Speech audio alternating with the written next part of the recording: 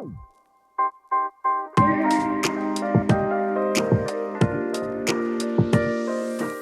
everyone, and welcome back to the London Watch Collector channel. If you just tuned into my channel, I'm a watch collector, a watch enthusiast. Basically, I'm addicted to watches. And on my channel, I'll be sharing my passion for watches using 4K content. I'll be discussing and showing you brilliant timepieces ranging from Seiko to Patek Philippe. So guys, if you enjoy my reviews, please subscribe to my channel, make sure to hit the notification bell and follow me on Instagram.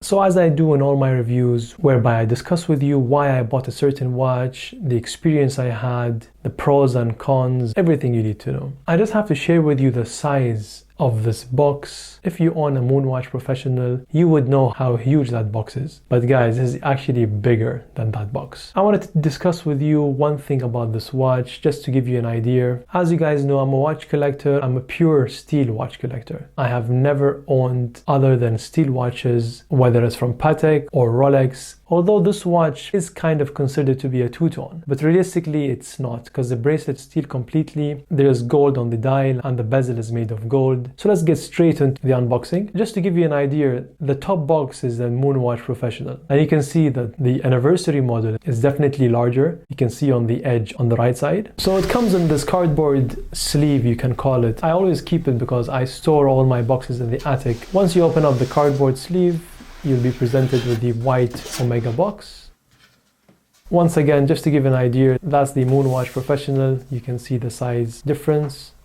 Opening up the outer box, you're presented with the inner box. The inner box again being white, and that's the receipt. We'll keep it to the side, and that's the manual. And as you can see there, it says Moon Landing 50th anniversary, and you have the footprint on the moon. At the back, you'll have your limited edition number out of 6969. And the reason is for 6969 is because the first landing was in 1969 and 2019 makes it 50 years. On the side, you have a slot which has a microfiber cloth, a manual to change the bracelet and the strap, and then you have a leather pouch which is different from what we usually see. Usually you see two red cards, one being the international warranty and the other being a pictogram. But guys, as you know, the movement on this watch, it's a master chronometer certification, whereby now you have an extra card to confirm that. So the watch doesn't usually come in the box. It comes in this plastic little pouch for obvious reasons, which is transport. So I like to keep that as well. The tags fits there perfectly as well. And those are the extra links because I've already adjusted the watch to my wrist. So I've removed a couple. So opening up the manual. So as it says, Moon Landing 50th anniversary on the outside. The moment you open it up, you have a photo of Earth taken from the moon. Inside it tells you about the movement. I'll cover all these things when I show you the case back, but I like the way they've designed it. It's like they're pointing at a star and then describing the movement. I like how Omega always does that. They care about the presentation. It's a good thing and a bad thing. The bad thing I would say is the size of the boxes. End of the day, you don't really wear the box, you wear the watch. I understand that. But I believe that it's all about the presentation. It's all about the experience. And I've actually opted out on some brands because of experience. I won't go into that in this review, but we might cover that in the future. Finally, you have the photo that was used to be on the sub-dial at 9 o'clock. And that's Buzz coming down the ladder and stepping onto the moon for the very first time. So if you're not aware of the price in the UK, it's £7,370. So starting with the Master Chronometer card. So basically this certifies that the movement 3861 is a Master Chronometer. And then you have the pictogram telling you of the caliber number, again as I mentioned 3861, the limited edition number out of 6969, and then you have the reference number of the watch at the top. At the back you have a couple of stamps including the Serra Gold, the coaxial escapement, COSC certified, limited edition, 5-bar, water resistant, 5-year warranty. It's a manual wind, a master chronometer, 18 karat white gold, 15,000 Gauss, anti-magnetic. It has the silicon balance and it's a tachymeter.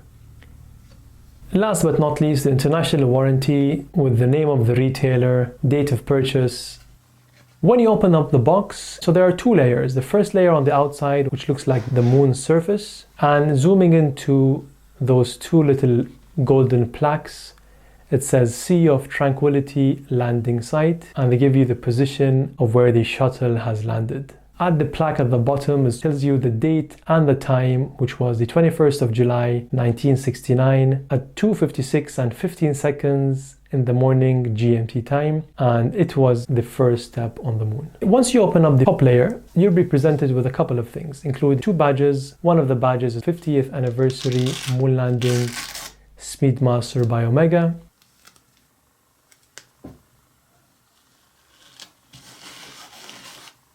The next one is the Apollo 11 badge that NASA uses, which I feel it was a nice touch.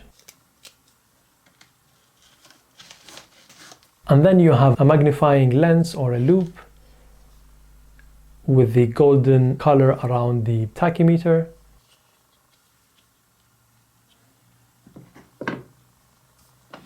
You have the tool, which inside is a compartment. It will have your spring bars.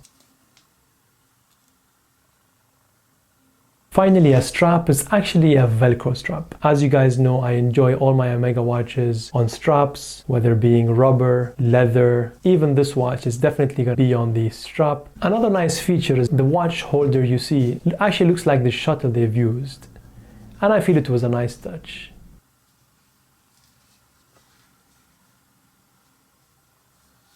Presenting the watch, guys. Now just look at this beauty. So looking at the watch, it has the same aesthetics of a Moonwatch Professional, i.e. the sub-dial at 3 o'clock is a 1-minute counter up to 30 minutes. At the 6 o'clock is a 12-hour counter in 1-hour increments. At the 9 o'clock is the second sub-dial for the watch. On the dial, the second hands you see is actually for the chronograph. So what is so special about this watch? Other than, of course, the photo of Buzz Aldrin coming down the shuttle, placed at 9 o'clock. All the gold you see is made of Ceragold. Everything you see on the dial, including the bezel, the full bezel is made of gold. And on the tag, it will tell you that's made out of gold 750, which is 18 karat, and the total grams is 4.48 grams. That's the amount of gold that's on this watch. The logo at 12 o'clock is the vintage logo they've used. And if you look closely at the 11 o'clock, it's not an hour marker, it's actually the number 11. And the reason they use that, because of Apollo 11, it was a special tribute for the Apollo 11. It was a nice touch by Omega to add it at 11 o'clock. The case is made of stainless steel. It doesn't have the best lume, but it's definitely enough for you to be able to tell the time whenever it's dark. Moving on to the bracelet and the look of the watch. As you've already realized, it's a new type of bracelet that Omega has done for the Speedmaster, and you have the polished edges and then brushed at the center, which I feel is a nice touch. Unlike polished Centerlinks or Rolex watches, they scratch quite easily. I think these would hide the scratches even better. The clasp they use has the vintage Omega logo. The case size, thickness is exactly the same. The pushers, again, the same. And the way the dial catches the light, I find to be beautiful. Another beautiful feature that Omega has done is the case back. And once you turn it over, you realize the footprint on the moon. Then it says, that's one small step for a man, one giant leap for mankind. Then you have the caliber number 3861 engraved, as well as Apollo 11 50th anniversary coaxial master chronometer, and then you have the limited edition number. The movement, which I feel is a very important topic that we need to cover, because I feel that the 3861 will start slowly being the new movement on all the standard Moonwatch Professionals. I don't see the reason why not, because it's obviously a better movement. It's a master chronometer, unlike the 1861, and I feel that Omega will definitely be introducing the 3861 on all the other models in a couple of years, maybe even next year. But let's cover a couple of things about the movement. So it's an Omega coaxial master chronometer, caliber 3861. It's officially certified by METAS, METAS. METAS is like COSC. Basically, it's a federal government science agency whereby they do the tests, they give you the standards, and then they certify movements. It's a manual winding chronograph. It has 26 joules. The frequency is 21,600 beats per hour, which is 3 Hertz. Power reserve is 50 hours. And then the exclusive features, which is different from the previous movements, i.e. 1861, 1863. It's magnetic resistant, 15,000 Gauss. Silicon balance spring, which is SI14, Omega free sprung balance, coaxial escapement. Then you have special luxury finish, which is the Geneva waves and circular graining. It's rhodium plated, gold plated engravings, chronograph mechanism with satin finish surface and polished beveled edges. I'm going to share with you a wrist shot first on the bracelet. And there you go, guys. Once again, I love this bracelet. It's definitely a superior bracelet compared to the Moonwatch Professional.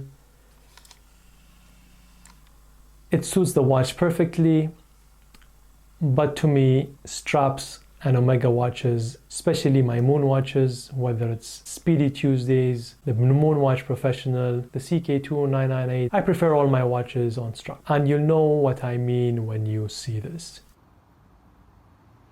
Just look at that.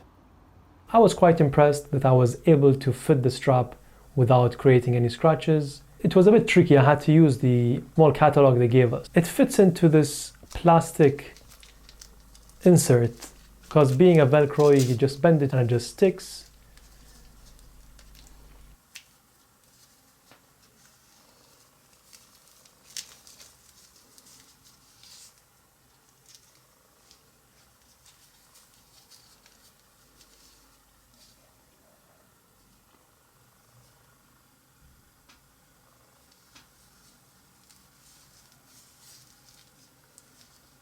And comparing it to my Moonwatch Professional,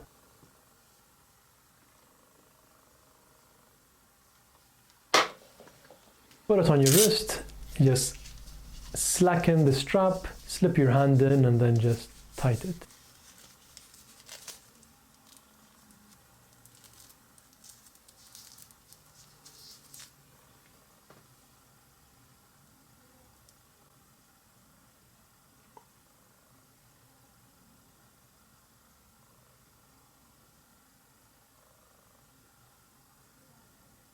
Having them side by side gives you a good idea.